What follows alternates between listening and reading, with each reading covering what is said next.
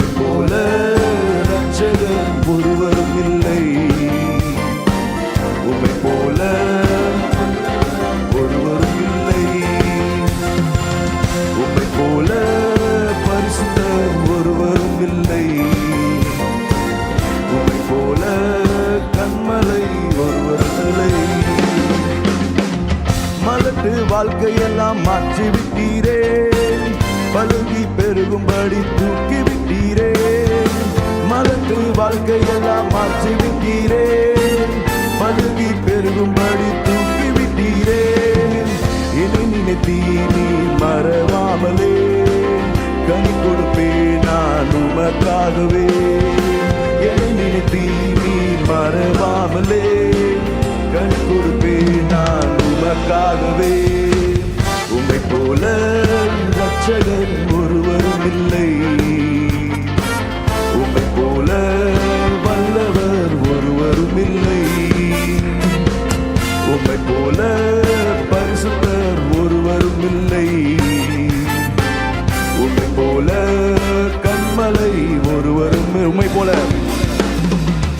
உம்மை போல ரட்சகர் ஒருவரும் இல்லை, உம்மை போல வல்லவர் ஒருவரும் இல்லை, உம்மை போல பரிசுத்தர் ஒருவரும் இல்லை, உம்மை போல கண்மலை ஒருவரும் இல்லை.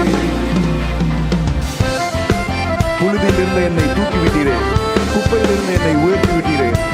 அமர்த்தினரே பிரபுக்களோடு உயர்த்திடுவேன் முழு இதயத்தோடு.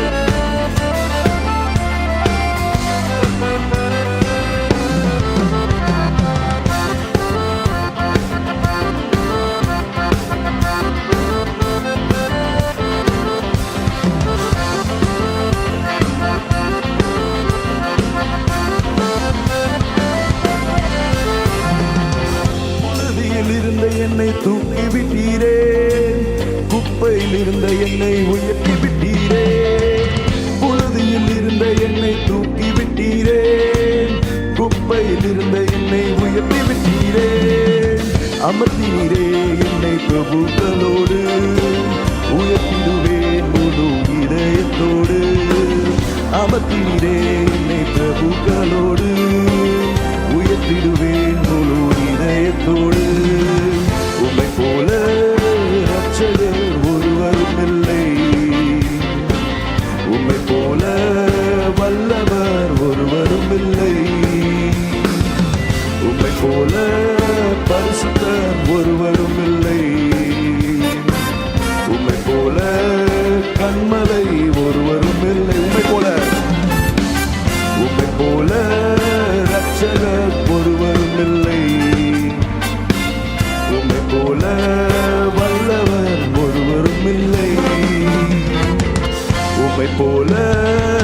பரிசுத்தர் ஒருவரும் இல்லை.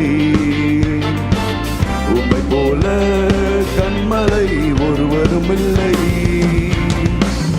என் இதயம் மகிழ்கின்றது, என் கொம்பு உயர்ந்துள்ளது.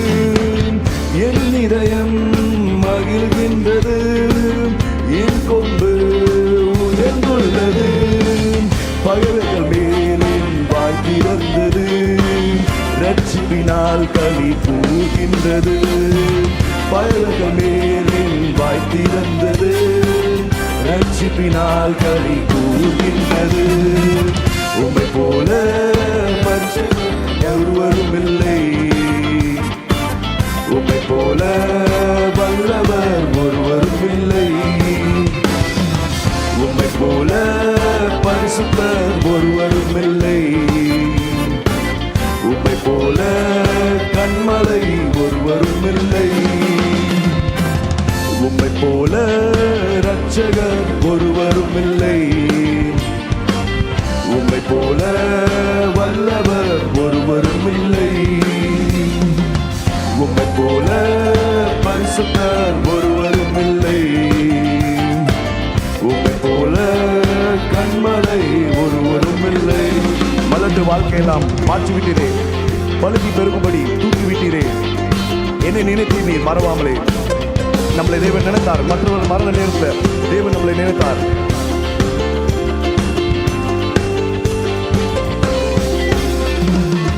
மலட்டு வாழ்க்கையெல்லாம் மாற்றிவிட்டீரே, பழுகி பெருகும்படி தூக்கிவிட்டீரே. மலட்டு வாழ்க்கையெல்லாம் மாற்றிவிட்டீரே, பழுகி பெருகும்படி தூக்கிவிட்டீரே. என்னை நினைத்தீர் நீ மறவாமலே, கனி கொடுப்பேன் நான் உமக்காகவே. என்னை நினைத்தீர் நீ மறவாமலே, கனி கொடுப்பேன் நான் உமக்காகவே. உம்மை போல இரட்சகர் ஒருவரும் இல்லை. உம்மை போல வல்லவர் ஒருவரும் இல்லை. உம்மை போல பரிசுத்தர் ஒருவரும் இல்லை. உம்மை போல கன்மலை உம்மை போல உம்மை போல இரட்சகர் ஒருவரும் இல்லை. உம்மை போல வல்லவர் ஒருவரும் இல்லை. உம்மை போல பரிசுத்தர் ஒருவரும் இல்லை. உம்மை போல கன்மலை ஒருவரும் இல்லை. கரலை தட்டி தேவனை மகிமைப்படுத்துவோமா? ஆமென். நம்முடைய ஆண்டவர் பரிசுத்தராக இருக்கிறார். சேனைகளின் தேவனாகிய கர்த்தர் பரிசுத்தர், பரிசுத்தர், பரிசுத்தர், பரிசுத்தர் என்று பரலோகம் அவரை ஆராதிக்கிறது. பரிசுத்தர், பரிசுத்தர் என்று பூமி அவரை ஆராதிக்கட்டும். பரிசுத்தர், பரிசுத்தர் என்று உள்ளத்தின் ஆழத்திலிருந்து ஆராதனை செய்யுங்கள். கரங்களை உயர்த்தி அந்த பரிசுத்த தேவனை ஆராதிப்பீர்களா? ஜீசஸ்.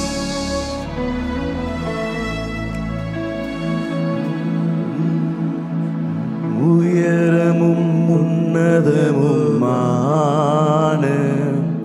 சிங்காசனத்தில் வீற்றிருக்கும், உயரமும் உன்னதமுமான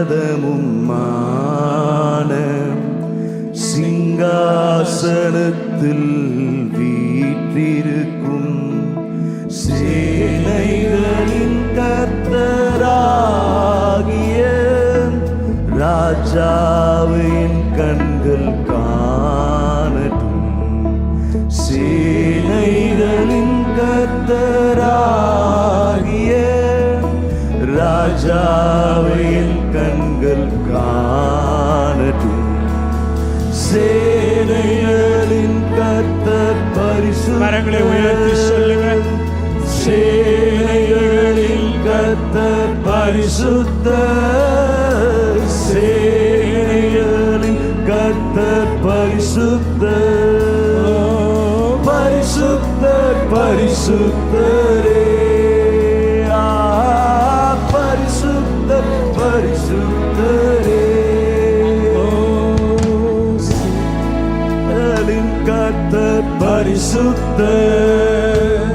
சேனைகளின் கர்த்தர் பரிசுத்தர், சேனைகளின் கர்த்தர் பரிசுத்தர், பரிசுத்தர் பரிசுத்தரே,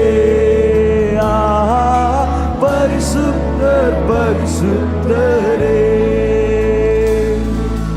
ஒருவராய் சாவாமை உள்ளவர் இவர், சேரக்கூடா ஒளிதனில் வாசம் செய்பவர். எல்லாரும் சொல்லுங்க. ஒருவராய் சாவாமை உள்ளவர் இவர், சேரக்கூடா ஒளிதனில் வாசம் செய்பவர். அகிலத்தை வார்த்தையால் சிருஷ்டித்தவர், இயேசுவே உம்மையே ஆராதிக்கிறேன். அகிலத்தை வார்த்தையால் சிருஷ்டித்தவர், இயேசுவே உம்மையே ஆராதிக்கிறேன். சேனைகளின் கர்த்தர் பரிசுத்தர், சேனைகளின் கர்த்தர் பரிசுத்தர், சேனைகளின் கர்த்தர் பரிசுத்தர், பரிசுத்தர் பரிசுத்தரே, பரிசுத்தர் பரிசுத்தரே. மந்தமும் மாணவர் இவர், அல்பாவுமேகாவும் மாணவர் இவர், ஆதியும் அந்தமும் மாணவர் இவர், அல்பாவுமேகாவும் மாணவர் இவர். இருந்தவரும் இருப்பவரும் சீக்கிரம் வரப்போகும் ராஜா இவர். இருந்தவரும் இருப்பவரும் சீக்கிரம் வரப்போகும் ராஜா இவர். சேனைகளின் கர்த்தர் பரிசுத்தர், சேனைகளின் கர்த்தர் பரிசுத்தர், சேனைகளின் கர்த்தர் பரிசுத்தர், பரிசுத்தர் பரிசுத்தரே, பரிசுத்தர் பரிசுத்தரே. சேனைகளின் கர்த்தர் பரிசுத்தர், சேனைகளின் கர்த்தர் பரிசுத்தர், சேனைகளின் கர்த்தர் பரிசுத்தர், பரிசுத்தர் பரிசுத்தரே, பரிசுத்தர் பரிசுத்தரே. சேனைகளின் கர்த்தர் பரிசுத்தர், சேனைகளின் கர்த்தர் பரிசுத்தர், சேனைகளின் கர்த்தர் பரிசுத்தர், பரிசுத்தர் பரிசுத்தரே, பரிசுத்தர் பரிசுத்தரே. சேனைகளின் கர்த்தர் பரிசுத்தர், சேனைகளின் கர்த்தர் பரிசுத்தர், சேனைகளின் கர்த்தர் பரிசுத்தர், பரிசுத்தர் பரிசுத்தரே. எல்லா கைகளை உயர்த்தி சொல்லுங்க பார்க்கலாம். பரிசுத்தர் சேனைகளின் கர்த்தர், சேனைகளின் கர்த்தர் பரிசுத்தர், சேனைகளின் கர்த்தர் பரிசுத்தர், சேனைகளின் கர்த்தர் பரிசுத்தர், பரிசுத்தர் பரிசுத்தரே, பரிசுத்தர். சேனைகளின் கர்த்தர் பரிசுத்தர், சேனைகளின்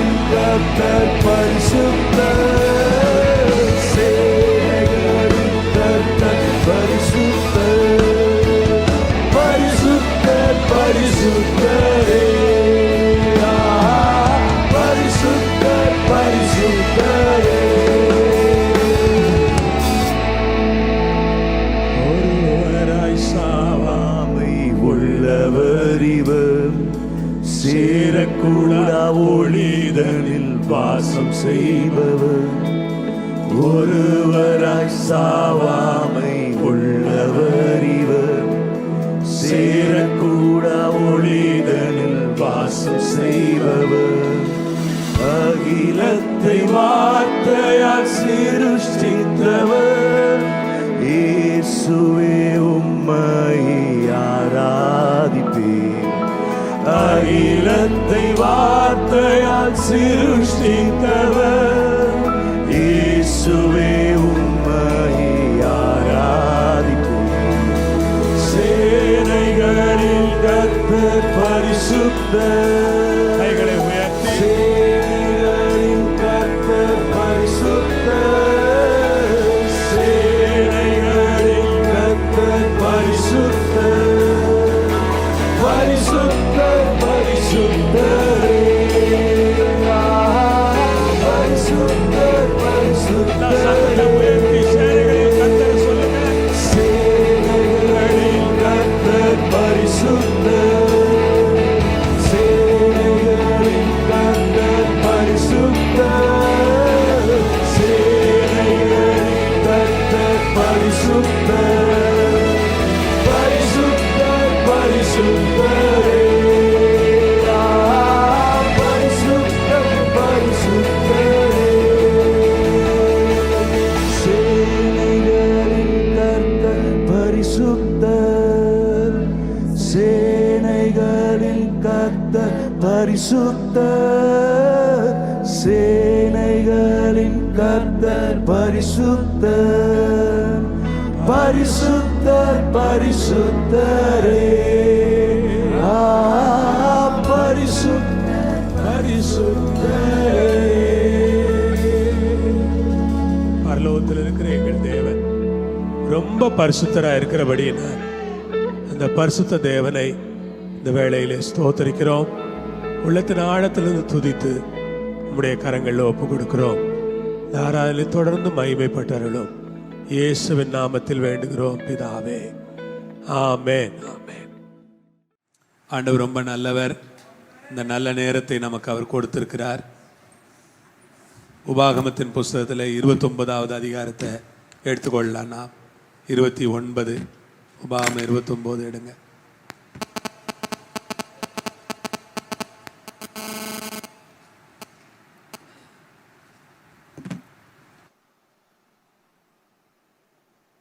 ஓரேபிலே இஸ்ரவேல் புத்திரரோடு பண்ணிக்கொண்ட உடன்படிக்கை அல்லாமல் மோவாபின் தேசத்தில் அவர்களோடு உடன்படிக்கை பண்ண கர்த்தர் மோசே கட்டளையிட்ட வார்த்தைகள் இவைகளே. மோசே இஸ்ரவேலை எல்லாரையும் வரவழைத்து அவர்களை நோக்கி, எகிப்து தேசத்தில் உங்கள் கண்களுக்கு முன்பாக பார்வோனுக்கும் அவனுடைய எல்லா ஊழியக்காரருக்கும் அவனுடைய தேசம் முழுவதற்கும் கர்த்தர் செய்த பெரிய சோதனைகளையும் பெரிய அடையாளங்களையும் அற்புதங்களையும் கண்ணார கண்டீர்களே. ஆண்டவருக்கு ஸ்தோத்திரம். இந்த பகுதியை இன்னும் கூட வாசிக்கலாம். நம்ம இஸ்ரவேல் ஜனங்களை ஆண்டவர் எப்படி அருமையாக வழி நடத்திட்டு போனார். அவங்களோட ஆண்டவர் உடன்படிக்கை பண்ணுறார். இந்த இஸ்ரேல் நாட்டுக்கு என்று ஒரு சிறப்பு இருப்பதாக எல்லாருமே சொல்கிறாங்க.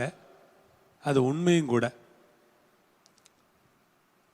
இஸ்ரேல் நாட்டில் அந்த யோர்தான் நதி அப்படின்னு நம்ம படிக்கிறோம். அந்த யோர்தான் நதி, இந்த யோர்தான் நதி ரொம்ப ஒரு வித்தியாசமான நதியாக, அந்த யோர்தான் நதி தான் கலிலேயா கடலில் கலந்துருது. அது அப்படியே சவக்கடல் வரைக்கும் வருது அப்படின்னு சொல்கிறாங்க. அப்படிப்பட்ட ஒரு நதி உலகத்திலேயே அந்த மாதிரி வளைஞ்சு வளைஞ்சு போகிற ஒரு நதி இல்லைன்னு சொல்கிறாங்க. 356 கிலோமீட்டர் கிட்டத்தட்ட அது பயணிக்கிறதுன்றாங்க. ரொம்ப தூரம் ரொம்ப வளைஞ்சி வளைஞ்சி வளைஞ்சி அதை பார்த்திங்கன்னா தெரியும், பாம்பு மாதிரி வளைஞ்சி வளைஞ்சி வளைஞ்சி போகிற ஒரு நதி, ஒரு ஒரு ஸ்பெஷல் தான் அந்த நாட்டில். அதே மாதிரி அது சவக்கடலில் வந்து சேருது. சவக்கடல் வந்து கடல் மட்டத்திலிருந்து ஏறக்குறைய 1500 அடி ஆழத்தில் இருக்குங்கிறாங்க. கடல் மட்டத்திலிருந்து, இப்போ நம்மெல்லாம் கடல் மட்டத்திலேருந்து கொஞ்சம் உயரத்தில் தான் இருக்கிறோம். ஆனால் அது மட்டும் கடல் மட்டத்திலேருந்து 1500 அடி. பெங்களூர் மாதிரி இடம்லாம் கடல் மட்டத்திலேருந்து 3000 அடி உயரமாக இருக்குங்கிறாங்க. ஆனால் அது கடல் மட்டத்திலேருந்து 1500 அடிக்கு மேலே கீழே இருக்குங்கிறாங்க. கடலில் இருக்கிற உப்பு அளவுக்கு 9 மடங்கு உப்பு இருக்குங்கிறாங்க அதில். அந்த மாதிரி ஒரு இடத்த நாம் பார்க்கவே முடியாது. அதில் ஒரு உயிரினம் கூட என்ன பண்ணலாம் முடியாது, வாழ முடியாது. ஆனால் அந்த சவக்கடல் தான் இஸ்ரவேலர்களை வந்து ரொம்ப செழிப்பானவங்களாக வச்சுருக்கு. அங்கேருந்து தான் நிறைய நீங்கள் இந்த லோஷனு அது இது நிறைய நமக்கு கிடைக்குது பாருங்கள். இதனுடைய மூலப்பொருட்கள் எல்லாம் அங்கேருந்து தான் கிடைக்குது. இந்த ஸ்கின்னுக்கு நம்ம பயன்படுத்தக்கூடிய அத்தனை விதமான மூலப்பொருட்களும் எங்கேருந்து கிடைக்குதுன்னா அந்த சவக்கடல் ஒட்டி தான் அவங்களுக்கு கிடைக்குது. அதில் ஒரு உயிரினம் கூட வாழ முடியாது. அதுக்கு அவுட்லெட்டும் கிடையாது இல்லை. ஏன்னா 1500 அடி கடலுக்கு கீழே இருக்குன்னா எங்கே அவுட்லெட் இருக்கும்? அது மாதிரி ஒரு வித்தியாசமான நாடுங்கிறாங்க. ஒரு சின்ன இடம்தான், ஆனால் ரொம்ப வித்தியாசமாக அதனுடைய இயற்கை அமைப்பு இருக்கு. அது ரொம்ப ரொம்ப வித்தியாசமான இயற்கை அமைப்பை கொண்ட ஒரு நாடாக இருக்கு. இந்த நாட்டுக்கு தான் ஆண்டவர் அவங்கள அழைச்சிட்டு போறாருல்ல. இந்த நாட்டுக்கு அழைச்சிட்டு போகிறதுக்கு கர்த்தர் அவங்களுக்கு பெரிய சோதனை, அடையாளம், அற்புதங்கள்லாம் நிறைய செய்கிறார். ஆனால் அடுத்த வசனம் என்ன சொல்லுதுன்னா, ஆகிலும் கர்த்தர் உங்களுக்கு உணரத்தக்க இருதயத்தையும் காணத்தக்க கண்களையும் கேட்கத்தக்க காதுகளையும் இந்நாள் வரைக்கும் கொடுக்கவில்லை. இது என்னங்க இப்படி சொல்றாரு? கர்த்தர் உங்களுக்கு உணரத்தக்க இருதயத்தையும் கொடுக்கல, காணத்தக்க கண்களையும் கொடுக்கல, கேட்கத்தக்க காதுகளையும் இந்நாள் வரைக்கும் உங்களுக்கு என்ன பண்ணல, கொடுக்கலன்னா எப்படிங்க? அது என்னன்னு நமக்கு புரியுது.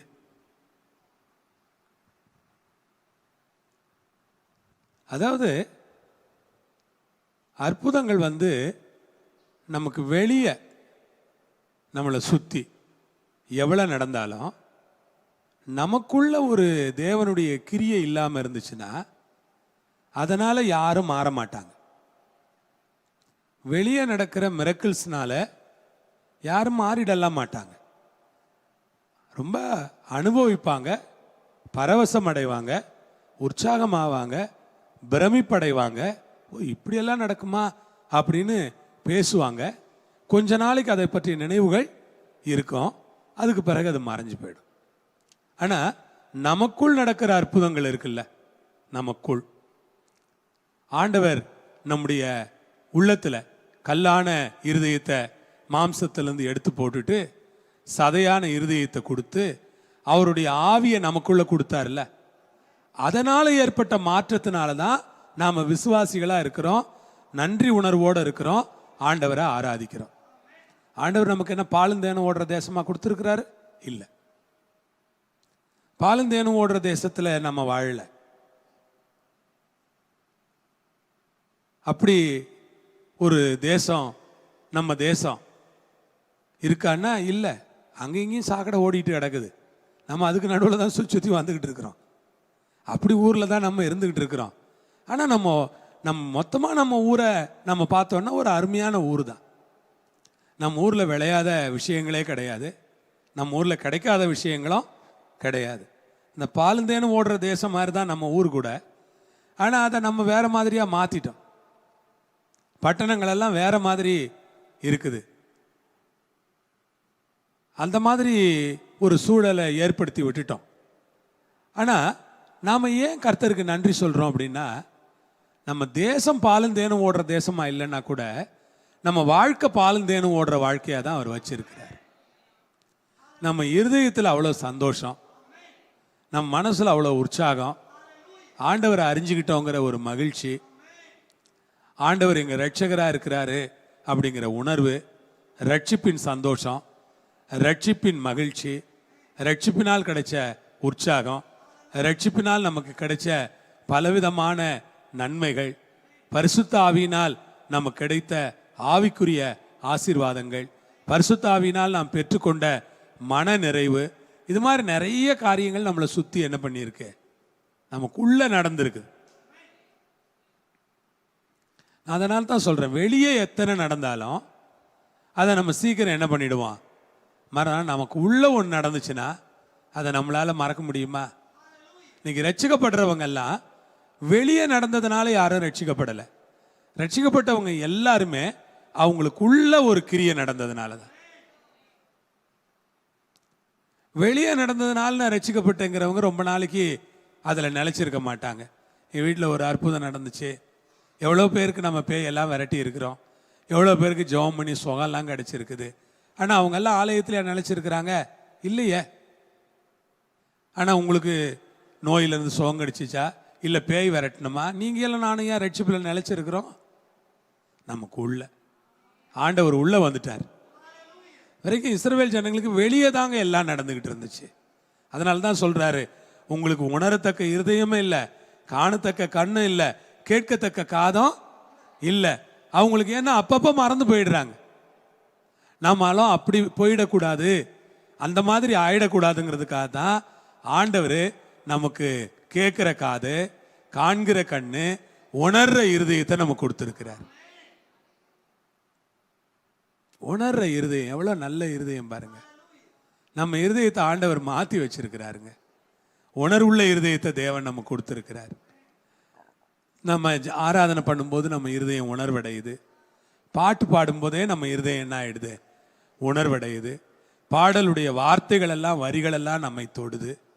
வசனம் படிக்கும்போதே நம்முடைய கண்கள்ல இருந்து கண்ணீர் வருது. இந்த வசனம் இவ்வளோ அருமையாக இருக்கு, கடவுள் என்ன கூட இப்படி தானே நடத்துறாரு அப்படின்னு நம்ம சொல்கிறோம். இதெல்லாம் எதனால் இருக்கிறது என்றால், ஆண்டவருக்கு மகிமையும் கனமும் உண்டாகட்டும். ஆண்டவர் நம்ம கொடுத்த இந்த விலை மதிப்பில்லா ரட்சிப்பில் இருந்தால் இதெல்லாம் கிடைச்சிச்சு. அதனால் நீங்கள் ஒரு விஷயத்தை நல்லா மனதில் வச்சுக்கிடணும். இஸ்ரவேல் ஜனங்களுக்கும் நமக்கும் இருக்கிற வித்தியாசம் என்னென்னா, அவங்களுக்கு நடந்ததெல்லாம் வெளியே தான் நடந்துச்சு. நமக்கு நடந்ததெல்லாம் வெளியே மட்டும் இல்லை, உள்ள நிறைய நடந்துச்சு. வெளியே கொஞ்சமாக நடந்தால் கூட நம்ம அதை பற்றி கவலைப்படுறதில்லை. அப்போ அந்த உள்ள நடந்தவங்க, உள்ள அற்புதங்களை பெற்றுக்கொண்டவங்க எப்படி இருப்பாங்க அப்படின்னா, நம்ம பாடுறது போல என்ன நடந்தாலும் எது நடந்தாலும் அப்பாவை என்ன பண்ணுவேன், ஸ்தோத்திரம் பண்ணுவேன். யார் கைவிட்டாலும் அவரை ஸ்தோத்திரம் பண்ணுவேன். என்ன வாழ்க்கையில் நடந்தாலும் நான் ஆண்டவருக்கு நன்றி உள்ள ஒரு மனுஷனாக இருப்பேன். இதெல்லாம் நம்ம ஏன் சொல்கிறோம்? நமக்கு உள்ள நிறைய நடந்துருச்சு இல்லை?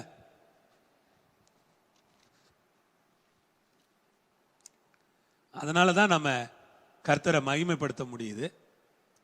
கர்த்தர் இந்த உணரத்தக்க இருதயத்தை பற்றி பைபிள் என்ன சொல்லியிருக்கிறாருன்னா, குறிப்பாக உணரத்தக்க இருதயத்தை பற்றி சொல்கிற வேளையில் விதைக்கிறவனுடைய ஓமையை சொல்கிறார். அதில் ஆண்டவர் 4 இருதயங்களை பற்றி பேசுகிறார். ஒன்று என்ன, வழியருக இருக்கிற இருதயம். 2வது கற்பாறையில் இருக்கிற இருதயம். 3வது முள்ளுள்ள இடங்களில் இருக்கிற இருதயம். 4வது என்ன இருதயம், நல்ல இருதயம். இந்த 3 இருதயமும் ஏதாவது ஒரு சூழல்ல என்ன ஆயிடுது, பின்வாங்கி போயிடுது. வழியருக உள்ள இருதயம் பின்வாங்கி போயிடுது. அதே மாதிரி கற்பாறையில் இருக்கிற இருதயமும் பின்வாங்கி போயிடுது. முள்ளுகள் உள்ள நிலம் மாதிரி இருக்கிற இருதயமும் என்ன ஆயிடுது, பின்வாங்கி போயிடுது. நல்ல இருதயம் மாத்திரம் என்ன சொல்றாருன்னா, அவங்க கேட்கிறவங்களும் உணர்கிறவர்களுமா இருந்து 1 100ஆகவும் 60ஆகவும் 30ஆகவும் பலன் கொடுக்கிறார்கள். காலையில் கூட அதான் நாங்கள் படித்தோம். மார்க்கில் 4ஆம் அதிகாரத்தில் இருக்கு பாருங்க. மார்க் சுவிசேஷத்தில் 4ஆம் அதிகாரத்தில் அதை நம்ம படிக்க முடியும்.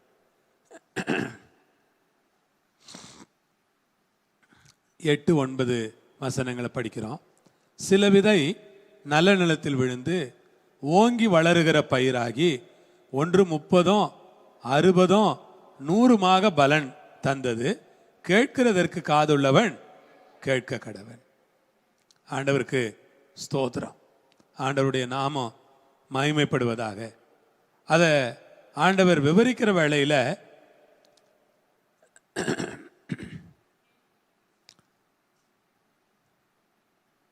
20வது வசனம், வசனத்தை கேட்டு ஏற்றுக்கொண்டு 30, 60, 100 பலன் கொடுக்கிறார்கள். இவர்களே நல்ல நிலத்தில் விதைக்கப்பட்டவர்கள். நல்ல நிலத்தில் விதைக்கப்பட்டவங்க யாருன்னா, வசனத்தை கேட்க முடியுது அவங்களால, அடுத்தது என்ன செய்ய முடியுது? ஏற்றுக்க முடியுது. கேட்கறது ஏற்றுக்கிடுறது அப்படின்னா அப்போ ரெண்டுக்கும் வித்தியாசம் இருக்குன்னு தானே அர்த்தம். எல்லாராலையும் என்ன செய்ய முடியுது? கேட்க முடியுது. ஆனால் கேட்கறதெல்லாம் எல்லாராலையும் உள்வாங்க முடிய மாட்டாங்க, ஏற்றுக்கொள்ள முடிய மாட்டாங்க. கேட்குறோம், எல்லாரும் கேட்குறோம். சபைக்கு வர எல்லாரும் என்ன பண்ணுறோம்? கேட்குறோம். ஆனால் கேட்டுட்டு அதை ஏற்றுக்கொள்கிறவங்க எவ்வளோ பேர் இருக்கிறாங்க அப்படின்னா கொஞ்சம் பேர் இருக்கிறாங்க. கேட்குறாங்க எல்லாரும். உதாரணமாக யாரையும் நம்ம குறை பேசக்கூடாது, எல்லாரும் கேட்குறாங்க. ஆனால் அதை நடைமுறையில் கொண்டு வர்றவங்க எத்தனை பேர் இருக்காங்க? மற்றவங்களுக்கு தீங்கு நினைக்கக்கூடாது கேட்குறாங்க எல்லாரும். ஆனால் மற்றவங்களுக்கு தீங்கு நினைக்காம எவ்வளோ பேர் இருக்கிறாங்க? பொறாமப்படக்கூடாது எல்லாம் நம்ம அடிக்கடி என்ன பண்ணுறோம்? கேட்குறோம். ஆனால் பொறாமப்படாமல் இருக்கிறது எத்தனை பேர்? கேட்கறது எல்லாரும் கேட்பாங்க. ஆனால் கேட்கறத உணர்ந்து அதை மனசில் ஏற்றுக்கொண்டு, ஆமாம் பொறாமப்படக்கூடாதுன்னு ஆண்டவர் சொல்லியிருக்காரு, என் இருதயத்தில் பொறாம வராமல் காத்துக்கொள்ளுங்க ஆண்டவரே அப்படின்னு ஜெபம் பண்ணி அதை ஜெயிக்கணும். பாருங்க, மன்னிக்கணும்னு கேட்குறோம், ஆனால் மன்னிக்கிறது எவ்வளோ பேர்? கேட்கறதெல்லாம் நல்ல விஷயம்தான், ஆனால் கேட்கறத வாழ்க்கையில் கொண்டு வர்றது எவ்வளோ கஷ்டமாக இருக்குது இல்லையா? கேட்டுட்டு போயிடுறோம், நிறைய கேட்குறோம், வாரந்தோறும் கேட்குறோம். அது போதாதுன்னு 40 நாள் கேட்டுக்கிட்டு இருக்கிறோம். 40 நாள் ஏதோ ஒரு வசனத்தை நான் எடுத்து என்ன பண்ணிக்கிட்டு இருக்கிறேன்? உங்களோட பேசிக்கிட்டு இருக்கிறேன். இன்னைக்கு கிட்டத்தட்ட 32 நாள் இதுவரைக்கும் உங்களோட வசனம் சொல்லிக்கிட்டும் பேசிக்கிட்டும் இருக்கிறேன். ஆனால் இதை நம்ம எப்படி எடுத்துக்கிறோம்? ஆண்டவர் உங்களுக்கு உணரத்தக்க இருதயத்தை கொடுத்துருக்கிறாரா? காணக்கூடிய கண்களை கொடுத்துருக்கிறாரா? கேட்கக்கூடிய செவிகளை கொடுத்துருக்கிறாரா? அதனால தான் பைபிளில் எழுதி இருக்குதுன்னு நினைக்கிறேன், காண்கிற கண்ணும் கேட்கிற செவியும் கர்த்தர் உண்டாக்கினார்னு. அதுதான் அப்படி இருக்கணும்னு தான் கர்த்தர் உண்டாக்கினாரு. ஆனால் நிறைய பேருக்கு காதுக்குள்ள போது என்ன செய்ய மாட்டேங்குது? மனசுக்குள்ள போக மாட்டாங்க. மனசுக்குள்ள போயிருச்சுன்னா அது ஆழமா வேரூன்றி நின்றுடும் இல்லையா? மனசுல எந்த ஒரு சத்தியமோ மனதின் ஆழத்தில் போயிருச்சுன்னா அந்த சத்தியத்தில் நம்ம கடைசி வரைக்கும் உறுதியாக வாழ்ந்துரும். ஒரு சத்தியம் மனதின் ஆழத்தில் போகலன்னு வச்சுக்கங்க, நம்ம என்னதான் இருந்தாலும் சூழ்நிலைகள் வரும்போது நம்மளை வேற மாதிரி நடந்துக்குவோம். அதுக்கு மேலே அவர் என்ன சொல்றாருன்னு பாருங்க. கர்த்தராகிய நான் உங்கள் தேவன் என்று நீங்கள் அறிந்து கொள்ளும்படிக்கு நான் 40 வருஷம் உங்களை வனாந்திரத்தில் நடத்தினேன். நீங்க என்ன பண்ணணும்?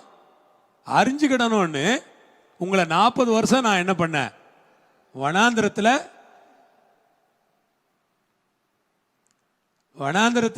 நடத்தினது எத்தனை வருஷமா? 40 வருஷம். 40 வருஷம் எப்பாடா, 40 வருஷம் வனாந்திரத்தில். நீங்கள் அதை எப்படி சிந்திக்கிறீங்கன்னு எனக்கு தெரியல. நான் கொஞ்சம் யோசித்து பார்க்குறேன். நிறைய குழந்தைங்க பிறந்ததுலேருந்து எதையே பார்த்துருக்காதுங்க. பிறந்ததுலேருந்து ஊரை பார்த்துருக்காதுங்க, வீடை பார்த்துருக்காதுங்க, கடத்தெருவை பார்த்துருக்காதுங்க. நிறைய குழந்தைங்க 40 வயது வரைக்கும் எங்கேயே தான் இருந்திருக்கோம். எகிப்துலேருந்து புறப்பட்ட அப்போ இவ்வளோ பேர் புறப்படுறாங்களே, எத்தனை குழந்தைங்க ஒரு நாளைக்கு பிறந்திருக்கோம்ல, குழந்தை பிறப்பு நடந்திருக்கோம், கல்யாணம் நடந்திருக்கோம், பிரசவங்கள் நடந்திருக்குது, நிறைய நடந்திருக்கோம், எல்லாம் நடந்துருச்சு. ஆனால் நிறைய குழந்தைங்க வெறும் வனாந்திரத்தையே பார்க்குறாங்க. அவங்க அப்பா அம்மாட்ட என்ன கேட்டிருப்பாங்க? அம்மா நம்ம எப்போ ஊர்களுக்கு போவோம், இல்லை இதுதான் பூமியா, இப்படி தான் இருக்குமா உலகமே, இதுதான் வாழ்க்கையா, இல்லை நம்ம வேற மாதிரி வாழ்க்கை ஏதாவது இருக்குதா? அவங்க அப்பா அம்மா அவங்க கிட்ட வரைஞ்சி வச்சிருந்த படங்கள்லாம் காட்டியிருப்பாங்க. எகிப்து பார்ப்பா எப்படி இருக்குது, இவ்வளோ மாதிரி ஒரு அழகான இடத்துல இருந்தால் நம்ம என்ன பண்ணுறோம், வந்துக்கிட்டு இருக்கிறோம், அங்கேருந்து நம்ம ஏன் வந்தோம்? பிள்ளைங்க கேட்டிருப்பாங்க, அப்பா அந்த மாதிரி வரலன்னா நீ இப்படி காலையில் எழுந்து என்னை கேள்வியே கேட்க முடியாது, காலையில் எழுந்தது நீ என்னை பார்க்க கூட முடியாது, 5 மணிக்கே வேலைக்கு போனோம், ராத்திரி 9 மணிக்கு தான் விடுவானுங்க, ராத்திரிக்கு சோறு சாப்பிட்டு படுக்கிறதுக்கு தான் நேரம் இருக்கும், மறுபடியும் எழுந்து காலையில் 5 மணிக்கு என்ன பண்ணினோம், வேலைக்கு ஓடணும். அப்படி அடிமையாக இருந்தோம் நம்ம. இப்போ ஆண்டவர் நமக்கு விடுதலை கொடுப்பேன்னு சொல்லி பாலும் தேனை ஓடுற காணானுக்குன்னு கூட்டிகிட்டு போய்கிட்டு இருக்கிறாங்கப்பா. நாங்கள் கூட பார்த்தது இல்லை, ஏதோ இவர் சொல்கிறாரு, இந்த பாஸ்டரை நம்பி நம்ம என்ன பண்ணிக்கிட்டு இருக்கிறோம், போய்கிட்டு இருக்கிறோம். அந்த மோசையை என்ன பண்ணுறாரு, சொல்லிக்கிட்டே வராரு, நம்மளும் அவர் சொல்கிறத நம்பி நம்பி என்ன பண்ணிக்கிட்டு இருக்கிறோம், போய்கிட்டு இருக்கிறோம். பிள்ளைங்க கேட்டிருப்பாங்க, எத்தனை வருஷமா அவர் சொல்கிறாரு? கிட்டத்தட்ட அவரும் 15-20 வருஷமா சொல்கிறாருப்பா. அப்படியா, 20 வருஷமா அதை நம்புறீங்களா? இன்னும் நீங்கள் பார்க்கவே இல்லையா அதை? ஆமாப்பா, நாங்கள் என்ன பண்ண முடியும், அந்த பார்வோன்கிட்ட இருந்து தப்பிக்கிறதுக்கு வழியே தெரியல, இவர் தான் எங்களை காப்பாற்றி கூட்டிகிட்டு வந்தார், நம்பி தான் ஆகணும். இப்போ நாங்கள் எங்கே இருக்குது பாலும் தேனும் ஓடுற காணான்னு எங்களுக்கு தெரியவே தெரியாது. அதெல்லாம் எப்படி இருந்திருக்கு அந்த வனாந்திர வாழ்க்கைன்னு நீங்கள் கொஞ்சம் சிந்திச்சு பாருங்க. இந்த பிள்ளைங்கள்லாம் சொல்லியிருப்பாங்க, என்னம்மா ஒரே உஷ்ணமாக இருக்குது, என்ன இது ராத்திரி ஆனால் பயங்கர கஷ்டம், பனி பெய்யுது, எப்படிம்மா இங்கே வாழ்கிறது, ரொம்ப கஷ்டமாக இருக்குது. அந்த லைஃப் ஸ்டைல் எப்படி இருந்திருக்கோன்னு நீங்கள் யோசித்து பார்த்தீங்கன்னா, அந்த மாதிரி லைஃப் ஸ்டைலில் 40 வருஷம் ஒருத்தங்க வாழ்கிறாங்கன்னா அது மிகப்பெரிய தண்டனை மாதிரி தாங்க. எகிப்திலிருந்து தான் தண்டனைன்னு நினச்சா, எகிப்திலேருந்து கூட்டிக்கிட்டு வந்துட்டு வனாந்தரத்தில் வச்சு கர்த்தர் என்ன பண்ணுறாரு, நம்ம ஊர் பாஷையில் சொன்னால் வச்சு செஞ்சார். நல்லா அவங்கள நல்லாவே வச்சு செஞ்சிட்டாரு. அவங்கள கொஞ்சம் நஞ்சம் செய்யல, அவங்கள படுத்தி எடுத்துட்டாரு. அவங்க படாத பாடே கிடையாது. நம்ம என்ன நினைக்கிறோம் தெரியுமா, கடவுள் எல்லாத்தையும் சீக்கிரமா கொடுத்துடணும், அப்படியே சுலபமா அப்படி கை மேல அப்படி அப்படியே கையில் அப்படியே வாங்கிடணும் கடவுள்கிட்ட இருந்து அப்படின்னு நினைக்கிறோம். அதுக்கு தான் கடவுள் நமக்கும் கூட வாழ்க்கையில சில நேரங்களில் இந்த மாதிரி வனாந்தரத்தில் சுத்தி சுத்தி வர வைக்கிறார் நம்மள.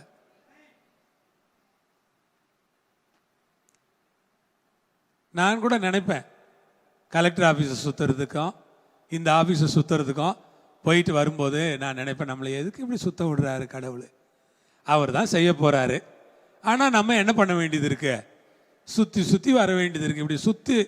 இப்படி சுற்றி விடுறதே ஒரு வேலையாக இருக்குது பாருங்க. அவரை நம்மளால புரிஞ்சுக்க முடியாதுங்க, அவரை நம்மளால புரிஞ்சுக்க முடியாது. எந்த ஒன்றையும் அவர் நம்ம கையில் சுலபமாக கொடுக்கறதே இல்லை.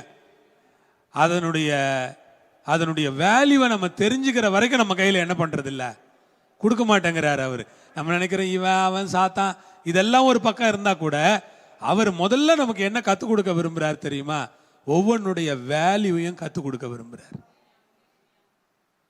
40 வருஷமா வனாந்திரத்தில் உங்களை என்ன பண்ணாரு, நடத்தினேன்னு சொல்றார் கர்த்தர்.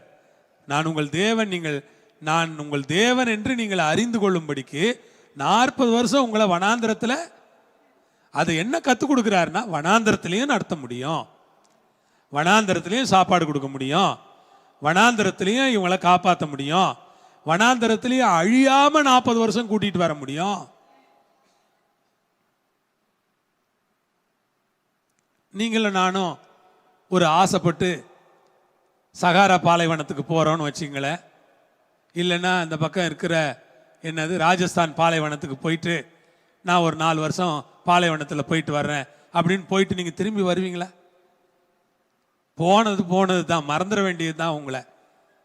ஆனால் இந்த 40 வருஷம் வனாந்திரத்தில் எப்படி காப்பாற்றி எப்படி வழிகாட்டி, அதுக்கு தான் அக்னி ஸ்தம்பம், அதுக்கு தான் மேக ஸ்தம்பம்.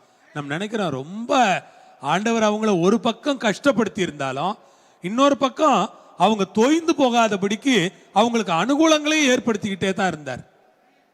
இல்லைன்னா அவங்க என்ன ஆயிடுவாங்க? தொய்ந்து போயிடுவாங்க. இல்ல, உங்கள் தேவனாகிய கர்த்தர் நான் உங்களை 40 வருஷம் வனாந்தரத்தில் நடத்தினேன். 4 நாள் வனாந்தரத்தில் வாழ முடியாதுங்க. 40 வருஷம் வனாந்தரத்தில் கடவுள் இவங்களை நடத்த போறாருன்னு தெரிஞ்சிருந்தா இவங்க எகிப்தை விட்டு கிளம்பி இருப்பாங்களா? கிளம்பி இருக்கவே மாட்டாங்க. இங்கேயே ஏதோ சாப்பாடு கிடைக்குது, வேலை செஞ்சாலும் பரவாயில்ல, செத்தாலும் பரவாயில்ல, இங்கேயே கிடந்து நாங்கள் என்ன பண்றோம், சாவறோன்னு அங்கேயே இருந்துட்டு இருப்பாங்க. ஆனால் அதெல்லாம் அவர் சொல்லவே இல்லை. ஒன்னே ஒன்று தான் சொன்னார், பாலும் தேனும் ஓடுற கானானுக்கு உங்களை நான் என்ன பண்றேன், கூட்டிக்கிட்டு போறேன். அவங்க கண்ணில் என்னதான் இருந்துச்சு? பாலும் தேனும். அப்படி காலையில் தூங்கி எழுந்த உடனே எதை தான் பார்க்குறாங்க கண்ணில்? அப்பா பாலும் தேனும் ஓடுற கானானு கூப்பிட்டு போறாராம், கானானு கூப்பிட்டு போறாராம். சுற்றி பார்த்தா என்னவா இருக்குது? வெறும் பொட்டல் காடு வனாந்தரமா இருக்குது.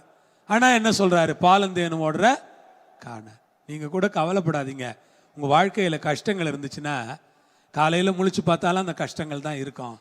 நீங்கள் சொல்லுங்க, கடவுள் ரொம்ப நல்லவராக இருக்கிறாரு, பாலும் தேனும் ஓடுற கானானுக்கு என்னை கூட்டிகிட்டு போவார், என் வாழ்க்கை பாலாரும் தேனாரும் ஓடுற வாழ்க்கையா இருக்கும் அப்படின்னு சொல்லி சோத்திரம் பண்ணுங்க.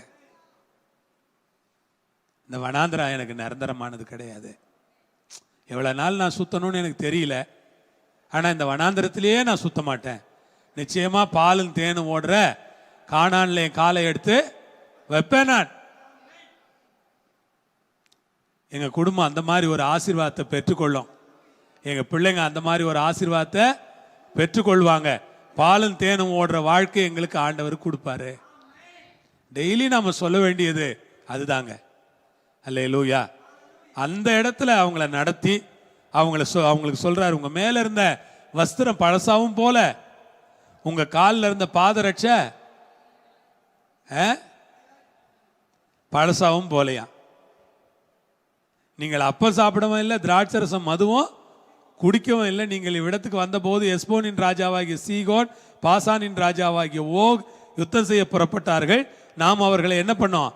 முறியடிச்சு அதை நம்ம பிடிச்சு அதை ரூபனியருக்கும் காத்தியருக்கும் மனாசையின் பாதி கோத்திரத்துக்கும் என்ன பண்ணிட்டோம்? கொடுத்துட்டோம். இப்படி வனாந்திரத்தில் வந்தாங்களே, இவங்க எவ்வளவு டயர்டா இருந்திருப்பாங்க. ஆனா இவங்க தான் பாசானின் ராஜாவாகிய ஓகையும் எஸ்போனின் ராஜாவாகிய சீகோனையும் என்ன பண்ணாங்க? முறியடிச்சாங்க. நல்லா சாப்பிட்டு கொழுகொழுன்னு இருக்கிறவங்கள வெறும் மண்ணா சாப்பிட்டவங்க என்ன பண்ணாங்க? முறியடிச்சிட்டாங்க. அல்லேலூயா சொல்லுவோமா? இந்த உலகத்துல சாப்பிட்டு கொழுகொழுன்னு இருக்கக்கூடிய பலசாலிகளை சாதாரண மண்ணா சாப்பிட்டுக்கிட்டு இருக்கிற விசுவாசிங்க முறியடிப்பாங்க. ஏன்னா தேவன் கூட இருந்தார்னா நம்ம என்ன சாப்பிடுறோங்கிறதுல இல்ல பலம், தேவன் நம்ம கூட இருக்கிறாரே அதான் பலம். அல்லேலூயா. கர்த்தருக்கு மகிமையும் கனமும் உண்டாவதாக. எனக்கு அருமையானவர்களே, இதுல ரொம்ப முக்கியமா ஒரு விஷயத்தை நம்ம கவனிக்கணும். அவங்க மேல இருந்த வஸ்திரம் பழசா ஏங்க? 4 நாளைக்கு ஒரே புடவையை கட்டிட்டு இருக்க முடியுமா சிஸ்டர், பிரதர்? 4 நாளைக்கு ஒரே சட்டையை போட்டுக்கிட்டு இருக்க முடியுமா? நம்ம பக்கத்தில் எவனும் வர முடியாது, நாத்தம் அடிக்கும் அதுக்கு பிறகு. ஆனால் இவங்களுக்கு எவ்வளோ வஸ்திரம் இருந்திருக்கும்? அடிமைகள் இல்லையா? கொஞ்சம் வஸ்திரம் தான் இருந்திருக்கும். 40 வருஷமா அவங்களுக்கு ட்ரெஸ்ஸு வாங்கவே இல்லை, வாங்கவும் முடியாது, எங்கே போய் வாங்கிறது? அதனால ஒரு பெரிய அற்புதம் ஒன்று நடந்துச்சு. ட்ரெஸ்ஸே என்ன ஆகல? பழசாவே ஆகலைங்க. ஆண்டவருக்கு 40 வருஷமா ஒரு ட்ரெஸ் பழசாகாம இருக்குமா? என்ன அதிசயங்க. அதனால தான் சொல்றேன், நம்முடைய தேவன் ரொம்ப அதிசயமான. நமக்கு எப்பெல்லாம் தேவைப்படுதோ அப்பெல்லாம் அதிசயம் செய்வார். அவங்க ட்ரெஸ் பழசாகல, பாதரட்சே தேயலைன்னு போட்டிருக்கு இன்னொரு இடத்துல. 3 மாசம் போட முடியுதா நம்ம வாங்குற செருப்பை? 3 மாசத்துக்குள்ள அது காலி ஆயிடுது. ஆனா இவங்களுக்கு பாதரட்சை பழசாகவே இல்லையா, அப்படியே போட்ட மாதிரியே புதுசா இருக்குது. அதை அப்படியே போட்டுக்கிட்டு 40 வருஷமா என்ன பண்றாங்க? இப்படி எல்லாம் ஒரு அதிசயம் நடக்குமாங்க? இதாங்க ஆண்டவர். அதனால நீங்க ஆண்டவரை நல்லா பிடிச்சிக்குங்க. வனாந்திரத்திலேயே 40 வருஷம் நடத்தின கடவுளால மெட்ராஸில் உங்களை நடத்த முடியாதா? இவ்வளோ பெரிய மெட்ராஸ். அந்த யாரு கல்யாண சுந்தரமா யாரோ ஒருத்தர் பாட்டு பாடினாரு. என்ன பாட்டு பாடினார் தெரியுமா? பொழிலேரியில் நீர் இருக்க, போய் வர கார் இருக்க, பொன்னுசாமி ஹோட்டலில் சோறு இருக்க, போவேனோ தங்கமே போவேனோ, மெட்ராஸை விட்டு போவேனோ. நிஜமா தாங்க இப்படி பாட்டு அவர் பாடினாரு. பட்டுக்கோட்டை கல்யாண சுந்தரமோ யாரோ பாடினாரு. என்ன பாடுறாரு சொல்லுங்க? அந்த பாட்டு எப்படி இருக்குது? பொழிலேரியில நீர் இருக்க, போய் வர கார் இருக்க, பொன்னுசாமி ஹோட்டலில் சோறு இருக்க. அது ஹோட்டல் இன்னும் இருக்கு. பொன்னுசாமி ஹோட்டல் ரொம்ப ஃபேமஸ். ஆமாம், போவேனோ தங்கமே மெட்ராஸை விட்டு போவேனோ அப்படின்னு அவர் பாடினார். அந்த அதாவது மெட்ராஸ் வந்த எல்லாரும் மெட்ராஸ் நல்லா இல்லைம்பாங்க, ஆனால் ஒருத்தரும் திரும்பி போக மாட்டாங்க. மெட்ராஸுக்கு வந்த எல்லாரும் என்ன சொல்லுவாங்க? மெட்ராஸ் நல்லா இல்லை, எங்கள் ஊர் மாதிரி இல்லை அப்படிம்பாங்க. நீங்கள் சொல்லுங்கள், உங்கள் ஊருக்கே போயிடுங்களேன் பேசாம அப்படின்னு சொல்லுங்க. ஐயோ போக முடியாது. மெட்ராஸுக்கு வந்த எல்லாருக்கும் மெட்ராஸ் தான் சொந்த ஊர் ஆகிடும் கடைசியில். ஆனால் மெட்ராஸை என்ன பண்ணுவாங்க? குறை எல்லாம் சொல்லுவாங்க, ஆனால் மெட்ராஸ் தான் சொந்த ஊர் மாதிரி ஆகிடும். கர்த்தருக்கு ஸ்தோத்திரம். அதனால நீங்கள் சொல்லுங்க கடவுள்கிட்ட, வடாந்திரத்திலே 40 வருஷம் கைவிடாமல் நடத்துனீங்களே, மெட்ராஸில் என்ன குறை? என்னை மெட்ராஸில் நடத்த மாட்டீங்களா நீங்கள்? ஆண்டவரே, நீங்கள் அருமையாக என்ன பண்ணுவீங்க? நடத்துவீங்க. வனாந்திரத்தில் நடத்துறதுக்கு உங்களால் முடியும்னா சென்னையில் வச்சு என்ன நடத்த மாட்டீங்களா? நடத்துவாரா? அல்லேலூயா. கர்த்தருக்கு ஸ்தோத்திரம். ஆமென். எழுந்திருங்க, நம்ம ஜெபம் பண்ணலாம், ஆண்டவருக்கு நன்றி சொல்லலாம்.